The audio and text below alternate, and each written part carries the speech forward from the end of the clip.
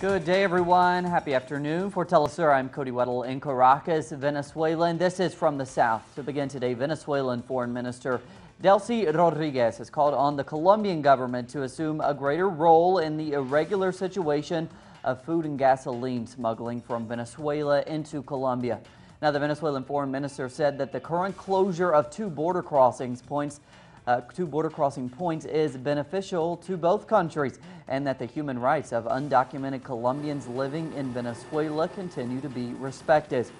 Rodriguez is meeting right now with her Colombian counterpart, Maria Angela Holguin, to discuss the closing of the border, Colombian paramilitaries, and other bilateral issues. A press conference is scheduled to take place later this Wednesday.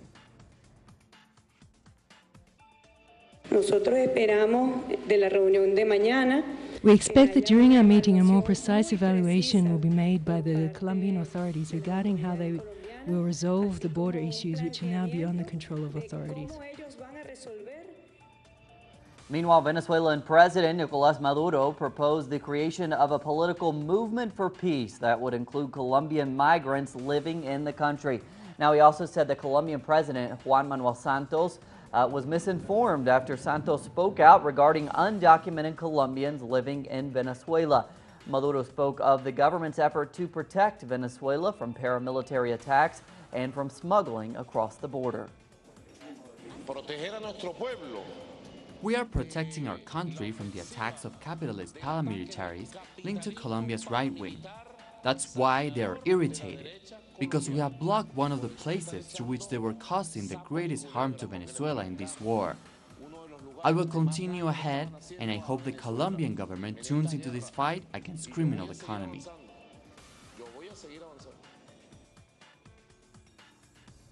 And now we're going to bring you some fragments of a report done by Telesur's correspondent Milton Henao, who is in Cúcuta, Colombia. That's just across the Venezuelan border. Now, Cúcuta is one of the major destinations for products being smuggled out of Venezuela and sold at much higher prices in Colombia. I want to show you a little bit of what's going on in the streets of Cúcuta. You can find informal stands everywhere. Here we can see how personal hygiene items have been sold. We're going to try to speak to someone over here. Sir, can you please tell me your name? Freddy. Mr. Freddy, after the closure of the border, we heard some vendors are saying they are being affected. Yes, we are very affected by the border closure. We are suffering the impact on our businesses as the sales have declined by 80%. And why is that? Where do these products come from? They come from Venezuela. 80% of our products come from Venezuela, and only 20% of what we sell comes from Colombia. Are you aware of the fact that maybe this is draining Venezuela's economy, as a lot of products you're selling are actually missing there? Yes, we know that, but as they say, Cúcuta's situation, one of the main cities in Colombia, is one of the most economically critical in our whole country. I also want to show you the Venezuelan milk that arrives to these stands. Right here we can observe the different kinds of milk coming from Venezuela. Also, we can see diapers, tampons, all these items are coming from there.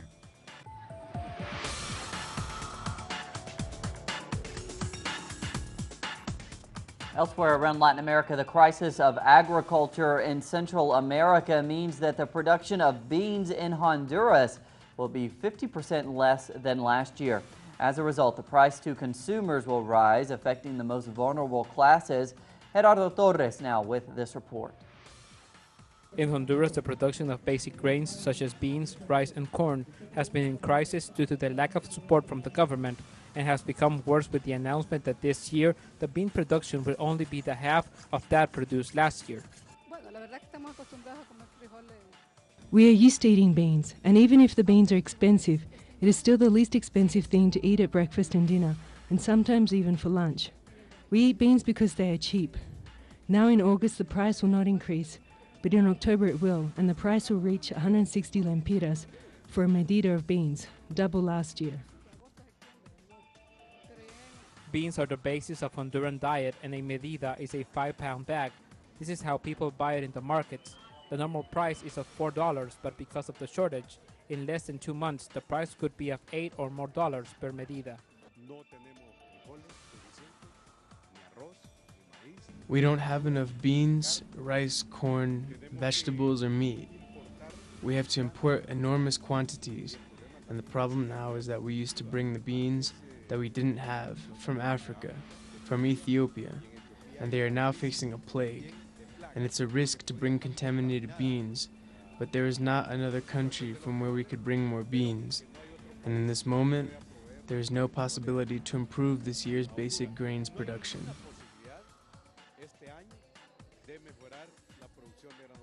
The high prices will profoundly affect the poor, and campesinos won't have any income for the final months of this year.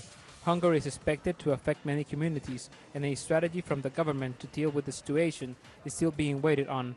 Gerardo Torres, Telesur, Central America. And we go back now to the story of the closing of the border between Venezuela and Colombia.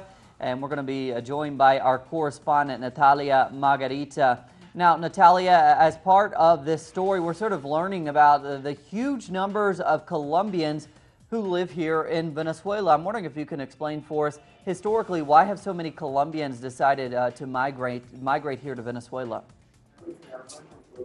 Well, Cody, there is a mixture of different aspects that play a role in what you just mentioned, the fact of millions of Colombians currently living in Venezuela.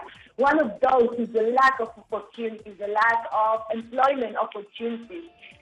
But on the other side also is the lack of access to proper social programs. And with this I mean access to public education or access to healthcare system.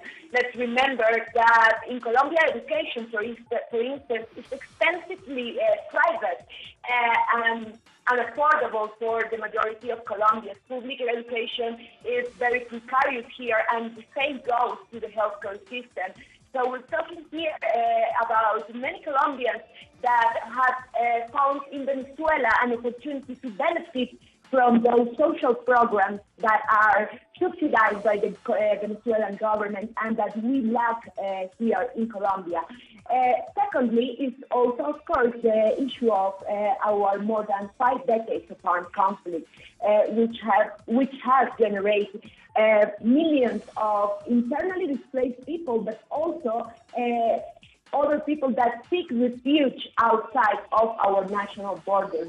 So it's a combination of both things, the armed conflict on the one side, and of course the actions of paramilitaries in the borders that's directly connected with the armed conflict that Colombia has been living for the past 50 years, but also, as I said before, the lack of social programs, to say it somehow. Well, that certainly makes sense, Natalia. Moving on now, both of the foreign ministers of Colombia and Venezuela, they're meeting right now. Now, what can we expect on their agenda, and what might be the possible outcome of that meeting?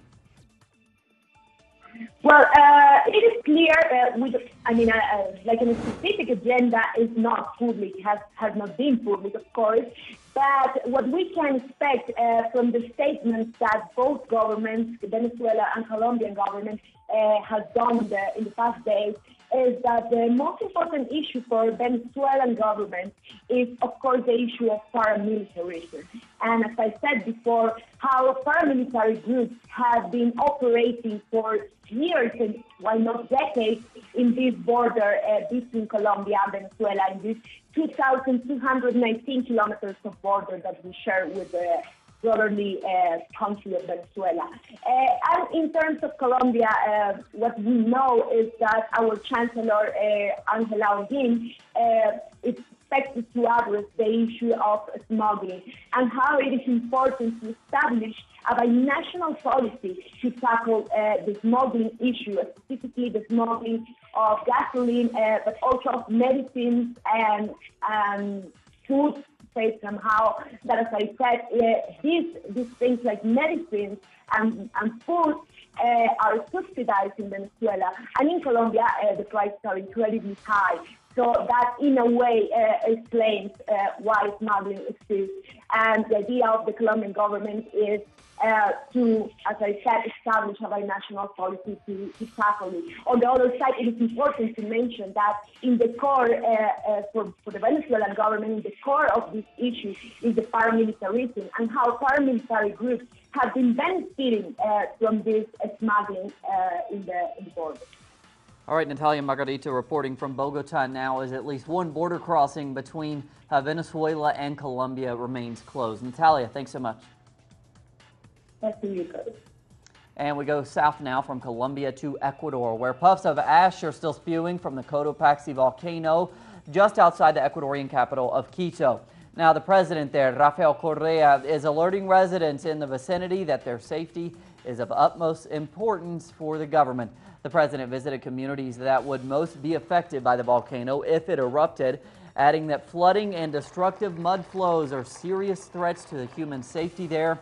He said this could happen in as little as 10 minutes in the case of a serious eruption.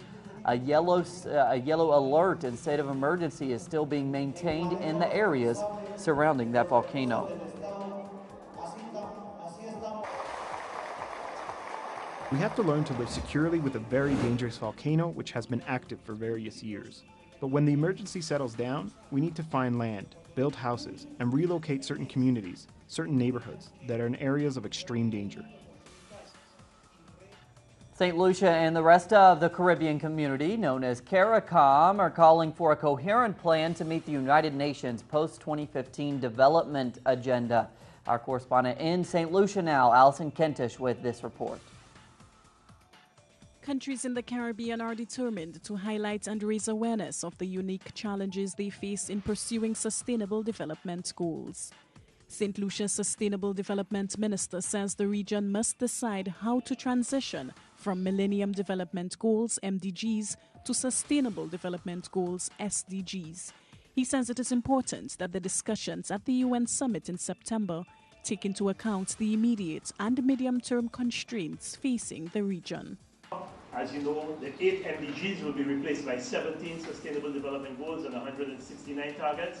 That will come with its own set of pressures, its own set of mechanisms that we have to put in place at the domestic level, because MDGs were already the purview of the Ministry of Community Development or Social Transformation. SDGs is everybody's business. Governments across CARICOM have made a concerted effort to get the average citizen speaking about climate change issues.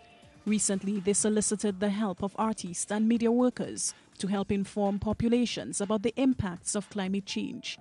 As for the issues he wants governments to tackle to protect the environment, Jason Hullingseed says converting waste to energy should be high on the agenda. We see all the plastics in the drains. We see, plastics, all over the place, especially when it rains. Those, of course, those always, have a significant impact on the country on a whole. It leads to flooding, in the capital. It leads to flooding and landslides, and contributes to that in other communities, throughout the island. So I think that is one of the major issues that needs to be addressed is, proper garbage disposal. How do we get rid of all the plastics, and whether we set up a waste to energy project. Another resident, Miguel Favre, believes that climate change awareness must start with every individual. He says people need to be more aware of the impact of littering on the environment. I think our laws should become a bit more draconian, particularly as it relates to climate change mitigation efforts. And I'm talking about things like littering. Oftentimes we see a sign saying $5,000 penalty for dumping of garbage, yet we still see garbage all around it. There is no form, of how do I put it, of surveillance and that kind of stuff. And I think that we should start personally. Everybody should do their own bit, play their own parts to mitigate against the effects of climate change. Sustainable development officials in St. Lucia say the successful implementation of the new agenda will depend on a flexible framework to mobilize financing for transformative, people-centered development. Alison Kentish, Delisor, St. Lucia. The Guatemalan Supreme Court has approved a request by the country's Attorney General to open impeachment proceedings against President Otto Pérez Molina. Now, the impeachment request comes in response to the president's alleged involvement in a corruption scheme that saw millions of dollars siphoned off the nation's customs agency. Now, despite mass resignations of key cabinet members and other top officials in recent days, Perez Molina has refused so far to step down. After approving the impeachment request, the Supreme Court passed the matter on to Congress for it to lift the president's immunity. Today, all Supreme Court judges met for an extraordinary session regarding a request for the impeachment of President Otto Perez Molina. Because of this, they met with the head magistrate of the Second Chamber of the Criminal Court of Appeals, Magistrate Gustavo Dubon. Then they studied the case, and after their respective analysis, they established that there exists the possibility of transferring the case to the Republic's Congress. Consequently, the request has been passed on to the Republic's Congress for its resolution. Another court in Guatemala ruled on Tuesday that a trial should go ahead of the former vice president, Roxana Baldetti, for her alleged role in the scandal. Now, she is accused of taking a cut from the millions of dollars passed on in bribes. The scandal has been called La Línea, or the line in English, after a phone hotline which allowed importers in Guatemala to avoid paying customs duties in exchange for kickbacks to officials. Hundreds of thousands of Guatemalans have taken to the streets in recent weeks to demand justice ahead of general elections set to be held on September 6th. We definitely don't want elections. We want a provisional government. We want a national constituent assembly with suitable people to govern Guatemala. Shocking and tragic news in the United States for all journalists. It's commanding the headlines around the world. A reporter and her photographer shot dead during a live report this morning. We have the latest on this breaking story coming up.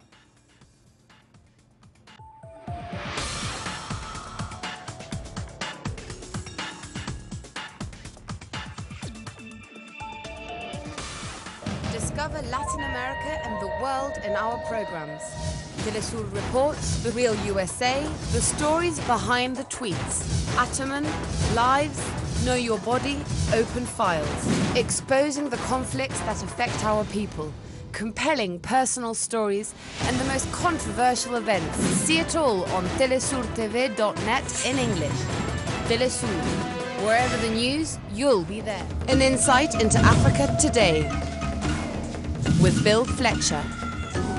The Global African, only on telesurtv.net in English.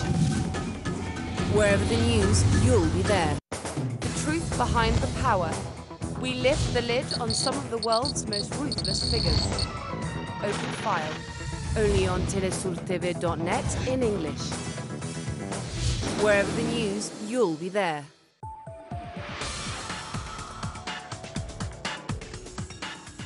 The suspect of killing 2 television journalists today in the U.S. state of Virginia is in critical condition after he shot himself while being pursued by police. Now, the reporter, Allison Parker, and the cameraman, Adam Ward, were shot dead while filming a feature segment for their morning news program in Southwest Virginia.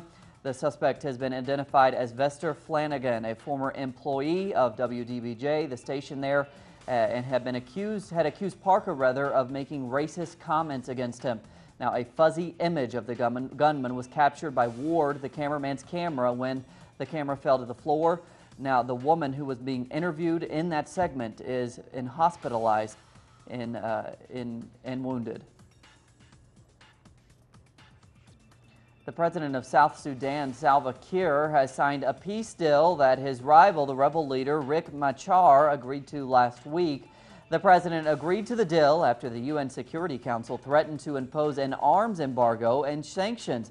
Key points of the accord, called the IGAD Plus proposal, include the immediate halt of fighting between government and rebel forces, a government of national unity with the return of Riek Machar to the post of vice president, and a truth commission to investigate human rights violations.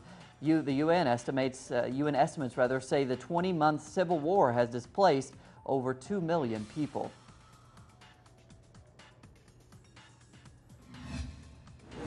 And across to Sierra Leone now, where health workers are in a festive mood this week because Mekini Hospital's last Ebola patient was released on Monday. Certainly good news.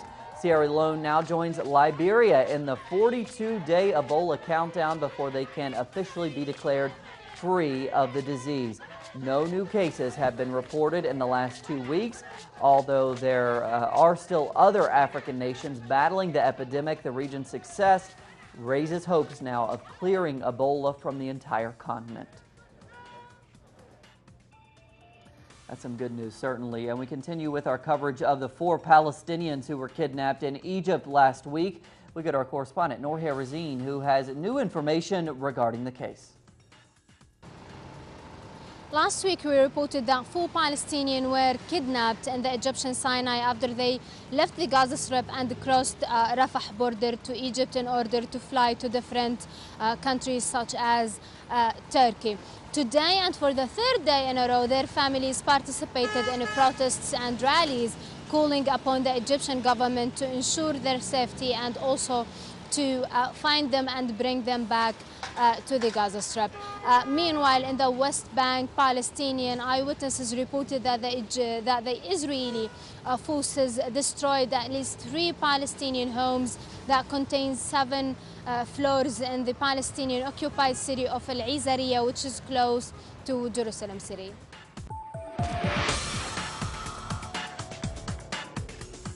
A little bit of culture now. Female Battalion is a hip-hop group in Mexico that's causing some waves. Now here's an excerpt from our weekly program Cultura Latina, which will stream live at 7:30 p.m. Eastern Standard Time this Friday evening.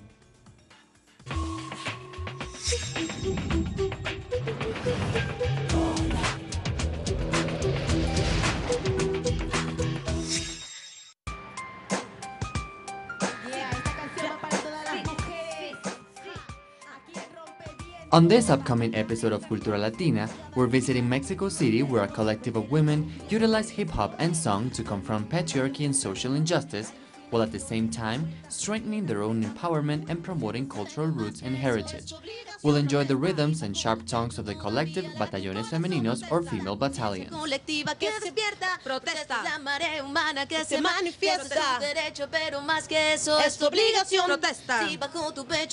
This women's collective claim their true calling is music and also defending social causes through the artistic expression that has chosen them for a few years ago. Even when these artists were involved in the performing arts since a very young age, it wasn't until they found inequalities and struggles when they finally decided to express themselves through hip-hop. Don't miss it this Friday in Cultura Latina. Plenty more on all those stories and others at our website, telesurtv.net/English. Thanks for joining us this afternoon for Telesur English. I'm Cody Weddle. And today we're celebrating the 101 years since the birth of Argentine writer Julio Cortázar, who was born on this day in 1914. Have a great day.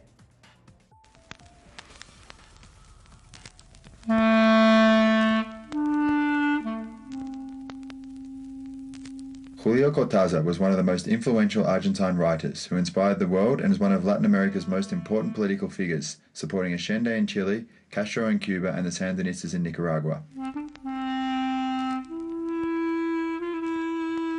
He had a passion for boxing and for theatre and music, all of which are deeply intertwined in his stories. Though he is known above all as a modern master of the short story, Cortázar's 4 novels have demonstrated a ready innovation of form while at the same time exploring basic questions about man and society. The novels include The Winners in 1960, A Model Kit in 1968, and A Manual for Manuel in 1973. He wrote of the fantastic and said,